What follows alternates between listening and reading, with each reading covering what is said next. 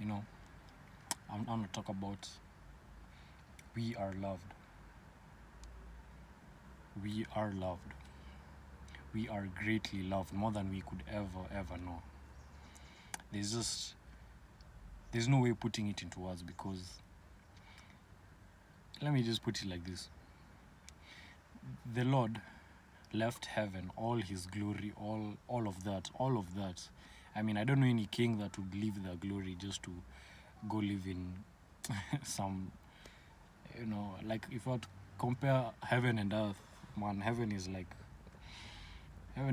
a palace, and earth is like, it's like a slum, because you really can't compare the two, because one literally has the presence of God and the other doesn't. I mean, it does, but not really to the extent which we would like, because I'm sure some of us, those who love Christ, would really love to have God's full 100%, all of his blessings here on this earth. I mean, yeah, you're gonna get most, and then you will get all later when we make it to heaven, So that's something to really look forward to. It's good to know that this is not where it ends. You don't get to experience all of God on this earth. So back to the point. We are greatly loved. Jesus left all that glory to come down to this place just for you and me. Just for you and me. To die a horrible death just for you and me. He went through so much mocking, so much pain. He went through beatings on beatings. He went through trials, problems, all these things just to make a way for you and me to have access to him. He went through so much just for you and me. And you want to ask whether you're loved? Yes, you are. God doesn't love like the world loves. God doesn't give like the world gives. God gives so much more. Yes, it may be a bit harder to get from God, but it will be so much more worth it, because everything he does for you will be coated in love. Everything he does for you will be wrapped in his mercy and grace and so much love for you. We don't get to experience the full experience here, because we have to have something to look forward to when we make it to heaven. And I mean, there's gonna be so much that goes on, and when we make it there, we will actually get to experience and feel and be all that God has for us, all that God wants to shower down on us, all of his love, all of his mercy and grace. We will get to experience it for the rest of our lives. You can go through one of the hardest times. You could be a mess. You could be all these things that we feel like we are, that we feel like disqualifies us from from God, because we feel like, oh, I'm such a sinner, how can God want me? Oh, I'm such a sinner, I've done this and that, God can't want me. Oh, do you see how my friends, what they said about me? Oh, they said this and that, so it must be true. God probably feels the same way. God is so, holy and all that, and I'm so not. No, don't think like that, because that is just gonna be the enemy using that against you to prevent you from going to the one that loves you. Because we are loved. If we were not loved, I promise you we would not be here right now. We would not be here right now. And the thing is, a lot of the time, the reason why we don't really have God like that in our lives is because we don't really seek him out. He says in his word, if you seek me with all your heart, you will find me. If he didn't love us, we would not find him at all. Because he can hide from us, but we can't hide from him. He knows everything about us, and yet he still loves us. He loves us even as he loves his own son, Jesus Christ.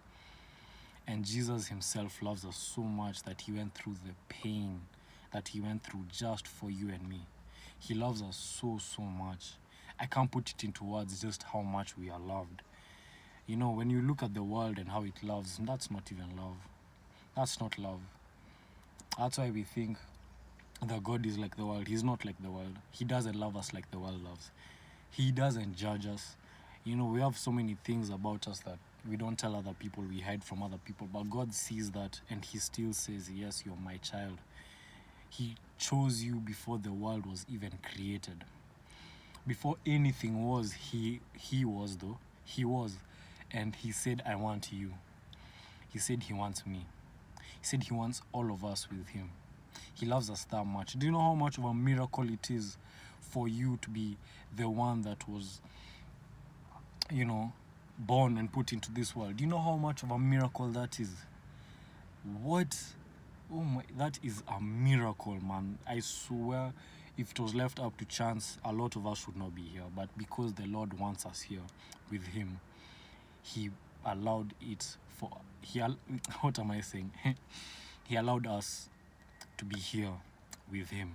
And he has given us every opportunity to seek him, to find him, and to love him back.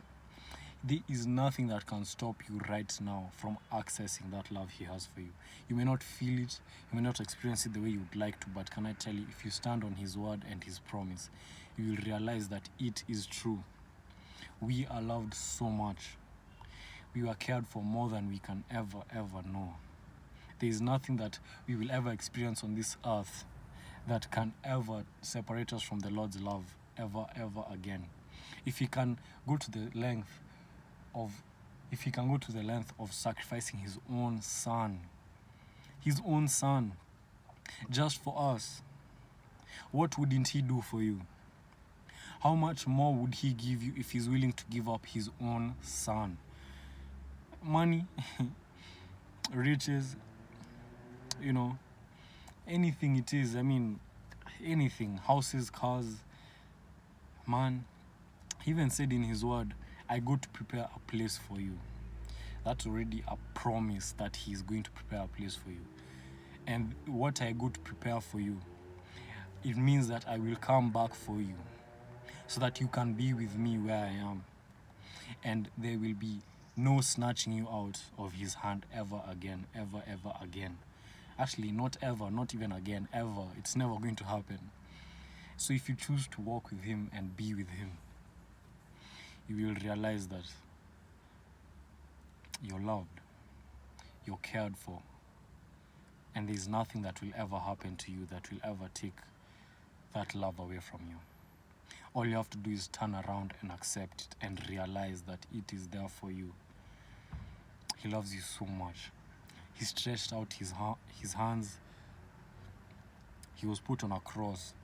He was nailed onto it, and he suffered and agonized there for 3 hours. He was forsaken by the Lord for a few moments just for you, because the Lord can't behold sin. He can't. But he went through that forsaking just for you, just for me. He does all that just for us. He made a way for us to make it to heaven, just that we can be with him in a place where nothing can ever take us away from his presence ever again. And we will be able to experience and see and enjoy it firsthand. We won't have to wait for a testimony. We won't have to wait for this person to say so. We will be able to enjoy and experience that all for ourselves. And he has made that way just for you. Can you honestly say that someone who doesn't care about you will do that for you? I don't think so. He did all that for you so that you can be with him. It does not matter what you've done. It doesn't matter what you think you've done. It doesn't matter what you think you're not or are. It doesn't matter. You may have messed up 13 times yesterday. You may mess up 27 times tomorrow. You may mess up 100 times the day after that. But can I tell you something? It's all under the blood if you choose to accept that Christ died for you. And a day will come when you will get to enjoy all of what he has for you. Imagine this, eternity, having been alive for 1 billion years. 1 billion years, and only just begun. Only just experiencing just a bit of what God still has for you. Because for eternity, he will continue to lavish his love upon you. And you will never be bored of it. You will never be tired of it. Because the Lord is amazing like that, man. Can I tell you, I've been seeking the Lord, and I'm still going. I'm still going, and yeah, sure, I may struggle sometimes. It may be hard sometimes, but I can tell you that every time I go back to him, even though I feel like I've made the biggest mistake and I've let him down the worst, all he does is embrace me. Let me give you a story. I'm sure I've said it a couple of times in my videos. It's about the prodigal son. The prodigal son said, hey, yo, give me all my stuff, I'm out. He said, hey, I'm gone. Give me my stuff, I'm gone. He said, I don't care about you. I don't care about what you have to say. Me just give me my ish, I'm out of here, you know. And the father said, okay. So he gave him everything he had. He gave him his inheritance, basically. And he went out, he was done with it, he spent all of it. He basically wasted all of it. He got to a point where he was down in the dumps, man. It was so bad that, you know, it was getting to a point where he had to eat with pigs just to survive, until he came to his senses and realized, in my father's house, even the workers get to eat better than this. So he said, let me go back to my father's house. So that's what he decided to do. So he went home, and he had already prepared a speech or whatever it is of, oh, I've messed up, I've done this and that, so forgive me all this. So he went back. So as he was going back, his father saw him from a long way out, and he said, that's my son. So he immediately ran out to him, to where he was. And instead of asking him, instead of saying, I told you so, you see, I was right. You see, I knew you were going to do all that, you know, all this and that. No, he quickly embraced him. He hugged him, embraced him, and showered him with his love, and said, go get for him one of my best robes, go and put on a ring on his finger, and let us throw a feast. Let us celebrate, for my son who was once lost has come back home. And this is an amazing story because it helps us realize that the Lord doesn't condemn us when we make mistakes and do all these things. He says, I love you, my son. I will throw a party because you have come back home. I don't care what you've done. I don't care. I don't care what you've done. I don't care. But now you've come back home. Let us throw a feast because you're back. And he embraces you and he showers you with his love. And can I tell you that I've experienced that, because so many times I've run away from God. I mean, who's perfect? So many times I've run away from God, and every time I went back, he showered me with his love, and he allowed me to come back to him. And that is the thing that has allowed me to, it's really changed my life, because when you think that God is through with you, when you think he's done with you, he one-ups himself and shows you, hey, no, I'm not done with you. We're just getting started. Nothing will ever separate you from my love, because I truly, truly do love you. So come back home, my child, because I love you. This is his posture towards us when we mess up. What he does not like is when we act like we can do things without him. When we act all like, it's okay, I don't, you know, it's okay, who cares, you know. He doesn't like that. But when we choose to run to him after making mistakes, we will realize that his grace, his forgiveness, his mercy, and his love is what he presents to us. And his acceptance, his acceptance.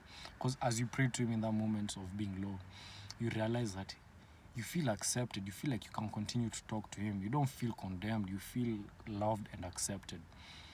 As a child who just made a mistake, and now the father is just like, oh, I love you, child. So just come back home. So the answer to your question, yes, you are loved. More than you will ever know. More than you will ever know.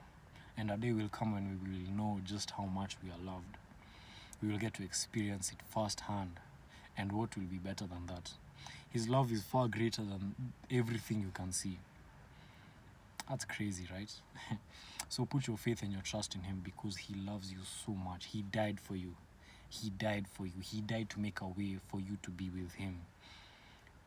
How crazy is that, man?